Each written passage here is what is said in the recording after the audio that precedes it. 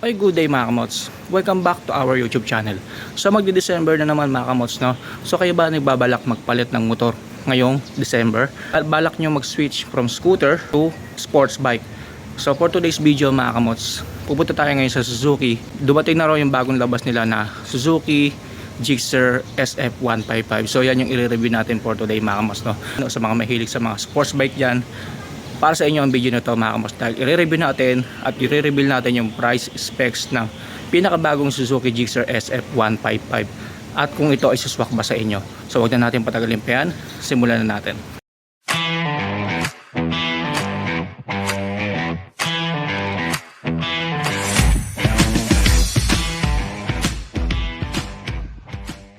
So here we are mga kamots at the Suzuki Motor Trade Gagalangin branch. At nasa likod na natin mga kamots ang pinakabago nilang motor, which is the Suzuki Gixxer SF155, ang pinakabagong sports bike ni Suzuki. So ano nga bang meron sa motor na to mga kamots? Syempre, umpisa natin sa looks and appearance. Okay, so this is it mga kamots, the Suzuki Gixxer SF155. So as we look here mga kamots, napaka-aggressive na looks niya from the fairings and the design ng motor mga kamots. Ito nga pala ay pinakabagong naked sport bike ni Suzuki. Ayan. So napaka-aggressive ng looks niya mga kamots and napaka-futuristic ng design. So hindi mo mapagkakamalan na lower cc displacement ng itong motor na to mga kamots dahil sa design niya.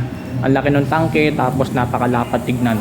Para talaga siyang mga inline 4 or 400 cc above pa mga kamots, no? Dahil sa forma niya. Ayan. Pero disclaimer lang mga kamots, 155cc lang po itong motor na to. Ayan. Pero mapagkakamalan mo talaga siyang big bike sa forma niya. Dito sa harapan mga kamots, makikita natin yung pinaka-aggressive look ng motor na to. Parang kahawig siya ng Hayabusa, no? Kaya medyo pinaliit lang ng konti. Ayan. So dito meron tayong windshield dito na clear visor. Ayan. So ang ganda. And sturdy din yung design niya mga kamots, matibay. Hindi basta-basta makakalas dahil siya na ay nakatornilyo. Ayan. So as we go down here mga kamots, ito po yung pinaka headlight niya. Ayan. Ang ganda ng ano niya, yung portion ng ano niya ng headlight niya. Ayan. Tapos LED na rin po ito mga kamots na itong headlight niya. And then pagdating sa turn signals mga kamots, ito nakahiwalay siya. Hindi nga lang siya naka-integrated. So alam niyo na pagka ganyan nakahiwalay yung turn signals, ingat-ingat na lang kayo mga kamots na mabali yan or masagi. Ito po yung pinaka side mirror niya mga kamots, bali naka-integrated siya sa may headlight assembly. Ayan, so wala siya dito sa naked sa handlebar, nandito po siya sa may pairings ng headlight. Ayan. So sa mga big bike ganyan din naman talaga mga kamots, hindi siya nakalagay sa handlebar, kundi nakalagay siya dito malapit sa may headlight. Dito naman sa gilid mga kamots, napaka-minimalist lang ng design ng ano niya, ng decals niya, no. So ito pala nire-review natin mga kamots is color black. So meron dalawang available na kulay dito si Suzuki Motor Trade Gagalangin branch. Itong black, of course, and then ito yung blue na may halong puti. Ayan, white blue color. So as of now mga kamots, dalawa yung available na kulay nila. Pero ito yung pinili nating i-review kasi alam niyo naman mga kamots, mahilig tayo sa mga color black na motor. Ayan, napakaangas kasi ng kulay pagka all black mga kamots na. Ayan. So as we go down here mga kamots, ayan, gaya ng sinabi ko sa inyo, napaka-minimalist lang ng design ng decals niya. Nag-blend din yung kulay ng decals niya. So all black tong motor na to, tapos ito, yung pinaka-decals niya is neon green. I think nagre-reflect to lalo na sa gabi mga kamots, no? So napaka-angas ng ano niya, decals niya. Ayan. And then nakalagay lang dito mga kamots, Gixxer SF. Ayan. And then ayan, so dito meron siyang belly pan para iwas nga naman sa tama pagdating sa makina mga kamots, no? Lalo na pagka dadaan tayo sa mga rough road. Ayan. So iwas tama sa direkta sa makina. So meron siyang belly pan dito and then nakalagay Suzuki. Ayan. Naangasan talaga ako sa decals nito mga kamots. Kung makikita niyo siya personally, all black tong motor, tapos pinaresan siya ng tinernuan siya ng decals na neon green. So kahit na all black tong motor na to mga kamots, makikita at makikita pa rin naman sa gabi to dahil sa decals niya. And then etong decals na to mga kamots, nag-match dun sa decals na sa gulong, sa may mags. Kaya talagang pagka nakita mo to sa gabi, itong Gixxer SF155, talagang i-stand out yung decals niya mga kamos dahil sa reflectorize yan tapos neon green pa. Ayan. So dako na tayo sa gulong niya mga kamots, no? Ang size ng gulong ng Suzuki Gixxer SF155 sa unahan mga kamots ay 100 by 80 by 17 and then tubeless na rin po ito. And then ang ginamit na brand ni Suzuki para sa Suzuki Gixxer SF155 mga kamots ay MRF. Ayan. And then dito naman sa likuran mga kamots ang size ng gulong niya. So 140 by 60 by 17. And tubeless din po yan mga kamots, no? Okay, so pagdating dito sa braking system niya mga kamots, dito sa unahan naka disc brake na po siya mga kamots, no? Kaya lang hindi nga lang to naka ABS. Ayan. So regular disc brake siya. Tapos ang kagandaan dito mga kamots, ang laki ng rotor disc niya. Ayan. Tapos makapal-kapal din. And then pagdating sa caliper niya mga kamos, ginamit ni Suzuki para sa Suzuki Gixxer 155 SF ay Vibre. Ayan, so isa sa mga kilalang brand pagdating sa mga caliper. Ayan, so 2-pot caliper po ang ginamit diyan mga kamos. So malakas-lakas ang ano niyan, ang preno niyan, no? Okay, so pagdating sa likuran mga kamos, hindi rin naman tayo biniti ni Suzuki sa Suzuki Gixxer SF155 kasi naka disc brake na rin po siya mga kamos, no? And then Vibre din ang ginamit na caliper and single pot lang siya. Pero at least double pot dun sa unahan. Pero dito sa likuran is single pot. Malakas-lakas din naman ang preno niyan mga kamos, lalo na kung pagsasabayin mo yan, no? Lalong-lalo na sa unahan naka 2-pot caliper siya. So expect natin na hindi rin naman tayo mabibitin pagdating sa preno. Okay, pagdating dito sa may likurang bahagi ng Suzuki Gixxer SF155 mga kamos, so wala naman siyang pinagbago dun sa unang ni-review natin na Suzuki Gixxer 155. No? Ganun pa rin naman yung design niya. Nandito yung tail light, of course, LED na rin po yan.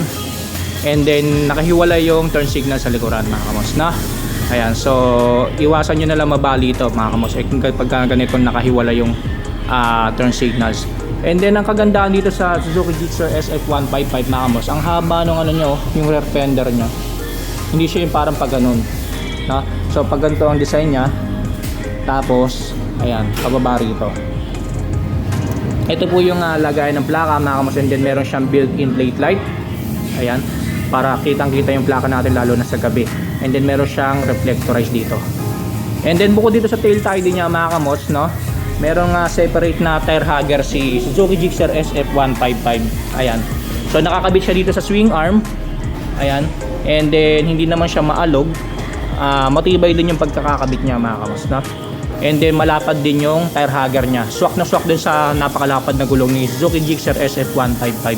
Para nga naman iwas talsek lalo na kapag meron tayong back ride. Ayan. So hindi madudumihan yung likuran ng back ride natin, no? Dahil sa meron ng tail tidy, tapos meron pa siyang tire hugger dito sa likuran. So when it comes to swing arm naman mga kamos, ito yung swing arm ni Suzuki Gixxer SF155. Ayan, so makapal-kapal din yung swing arm nya. Ayan, alloy din ang ginamit. And then yung chain sprocket nya, kung mapapansin nyo mga kamos, sa sprocket ang kapal ng ginamit ng sprocket, oh. Pang big bike talaga siya. And then color black yung chain. Ayan.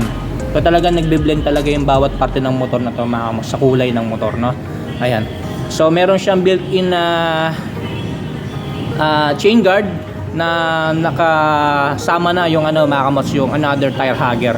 So bukod sa meron ng tire hugger dito, meron pang bukod na isa pang tire hugger dito na 2-in-1 mga kamos, no? Tire hugger plus chain guard. So pinag-isa na siya. Plastic texture siya mga kamos, pero hindi ka mangangamba na mababasag agad kasi makapal-kapal yung texture ng plastic niya. Ayan. So ito po yung pinaka footrest para sa pasahero. Ayan, so naka-welding po siya diyan. Dalawa. Ayan. Alloy ang ginamit na material. And then ito po yung para sa driver naman. Ayan, so natutupi din siya mga kamos, no? Yung siya usual lang na mga nakikita natin na parang mga big bike ang design. Ayan, natutupi siya. And then ito yung side stand of course, tapos ito yung center stand. And then ang kaganda dito sa Suzuki Gixxer SF155 mga kamos, para siyang naka single shifter. Wala siyang tapakan sa likuran, no? So puro dito lang ang tapak mo. So ito po yung pinaka makina ng Suzuki Gixxer SF155 mga kamos, no? So meron siya nakasulat na Suzuki dito, and then yun yung pinaka ano niya, yung black niya, no? Kitang kita. Tapos meron siyang air vents dito mula dito sa bearings na to mga kamos, no? Para nga naman na yung makina natin ay may sisingawan, lalo na pagka ginagamit natin ito sa mga long ride. So kung mapapansin nyo dito sa gilid mga kamos, mahahawig mo talaga siya sa Hayabusa, no? Ng Suzuki. Ayan, so pinaliit na Hayabusa nga lang siya. Okay, pagdating naman sa tambucho ng Suzuki Gixxer SF155 mga kamos, no?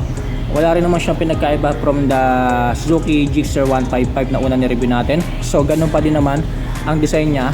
Medyo cute nga lang siyang tignan kasi maliit mga kamos, no? Pagdating dito, maliit siya, hindi siya ganun kahaba. Tapos pagdating dito sa dulo ng pinakatambucho mga kamos, naka twin tip siya. Dalawa yung butas niya mga kamos, no? Pero iisang tambucho lang po yan.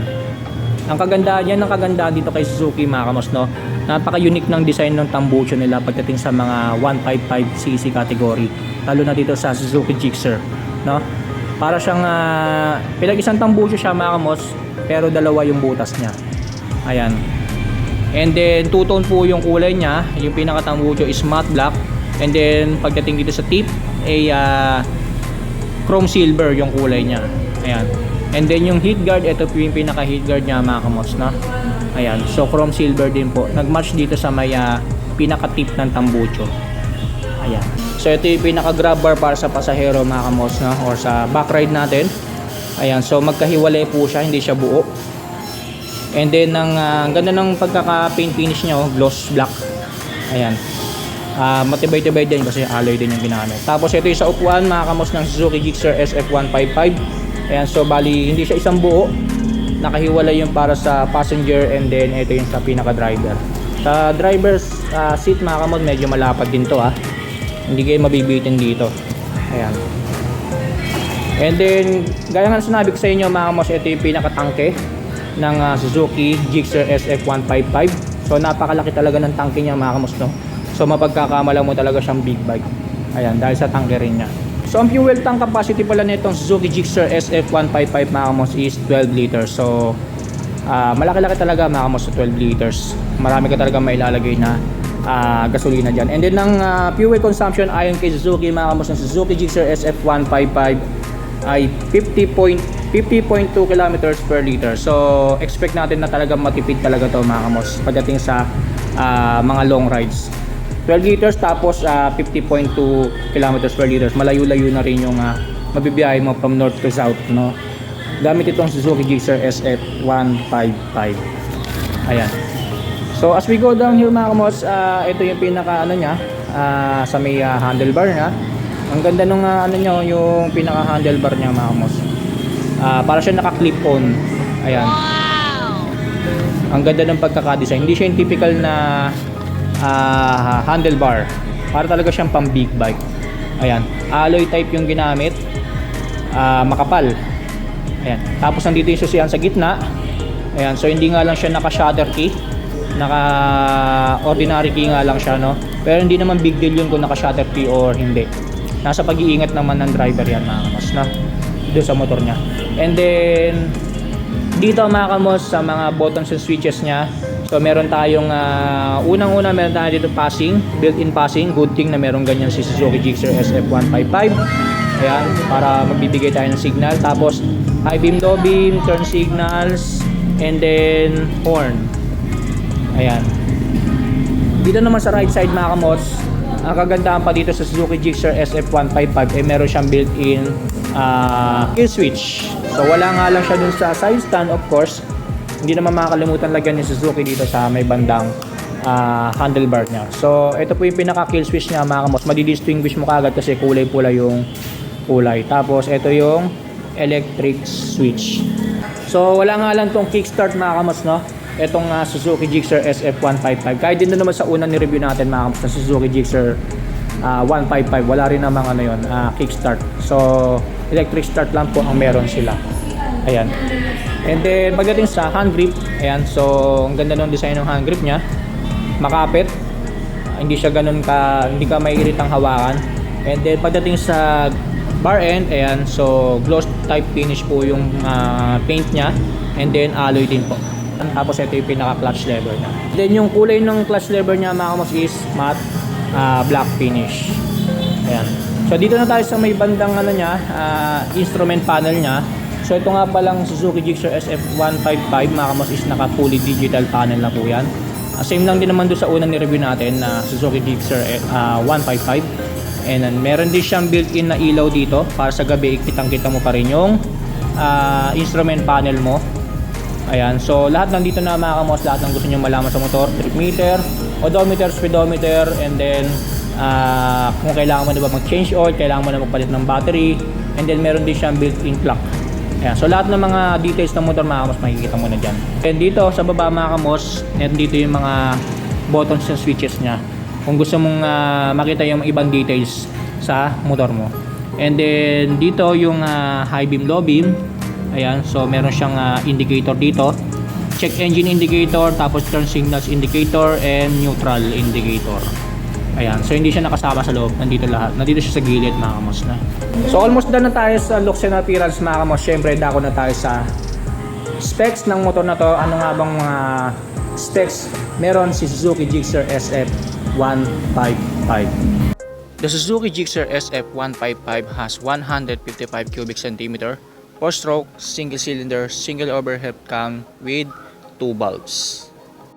Ang max power niya ay 10.4 kilowatts at 8,000 RPM with a maximum torque of 14 Nm at 6,000 RPM. Fuel system niya ay fuel injector or FI equipped with SEP or Suzuki Eco Performance. So alam naman natin yan mga kamos, napakatahimik niyan pag i-start ang makina. Cooling system nito mga kamos ay air cooled. Starting system electric start only. So alam niyo na mga kamos, kapag walang kickstart ang mga motor ninyo, kailangan nyo i-monitor yung mga baterya ng mga motor ninyo through battery monitoring do sa panel gauge para iwas aberya, lalo na sa mga long rides na gagawin nyo gamit ang Suzuki Gixxer SF155. When it comes to driving system mga kamos, since ito ay sports bike type na motor, yung magamit ito ng isang mechanical chain drive. Sa suspension system naman tayo mga kamos, sa unahan ito ay gumagamit ng telescopic fork. Pagdating sa likuran mga kamos, ito ay gumagamit ng swing arm with centered single shock absorber. So ibig sabihin, yung shock absorber niya is naka-posisyon sa gitna. When it comes to braking system, gaya na pinakita ko sa inyo kanina mga kamos, ito ay naka-disc brake sa unahan with 2-pot caliper. At pagdating sa likuran, ito rin ay naka-disc brake with a single pot caliper. So hindi tayo mabibitin pagdating sa pagpepreno gamit ang Suzuki Gixxer SF155. When it comes to transmission system, ito ay gumagamit lang ng 5-speed gear shifting with constant mesh. Ibig sabihin, hanggang 5 gear ang kayang bilis nitong motor na to mga kamos na. When it comes to dimension, meron itong overall length na 2025mm, overall width 715mm, overall height 1035mm, overall weight or bigat nitong motor na to mga kamos is 146 kilograms. Overall seat height 795mm. When it comes to ground clearance, hindi ka rin mangangamba na baka sumahid ka sa arms dahil meron itong ground clearance na 165mm. Tapos na tayo sa engine specs ng motor na to mga kamos. So dako na tayo sa pricing. Magkano nga ba ang cash price at installment basis ng pinakabagong sports bike ni Suzuki, which is the Suzuki Gixxer SF155. So dako na tayo sa cash price and installment price ng Suzuki Gixxer SF155 dito sa Suzuki Motor Trade Gagalangin Tondo.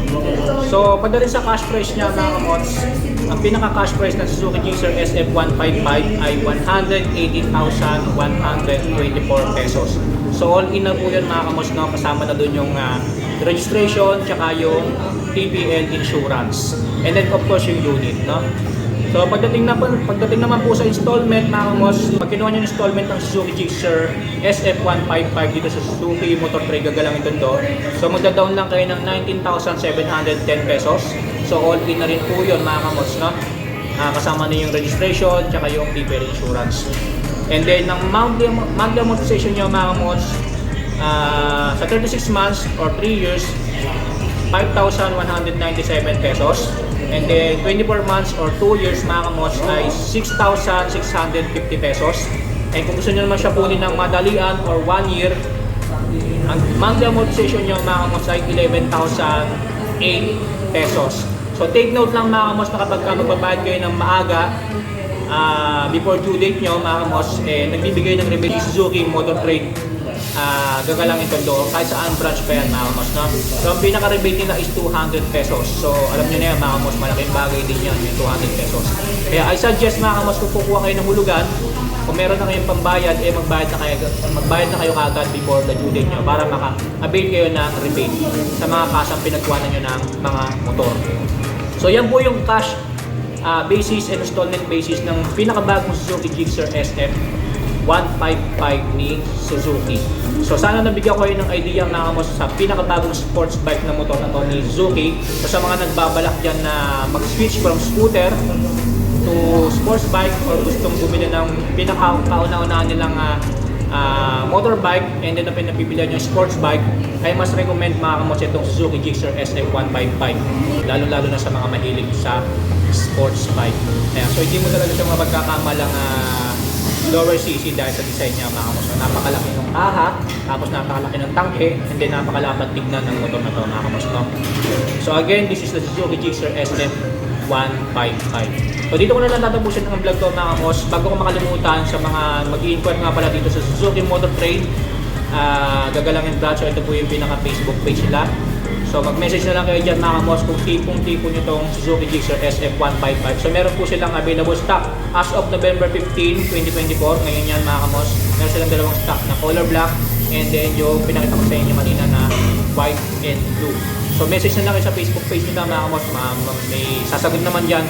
And then kung gusto nyo mag-inquire ng iba pa mga unit dito sa Suzuki Motor Trade Gagalangin Tondo, marami silang unit dito. Raider, SkyDrive, tapos Smash.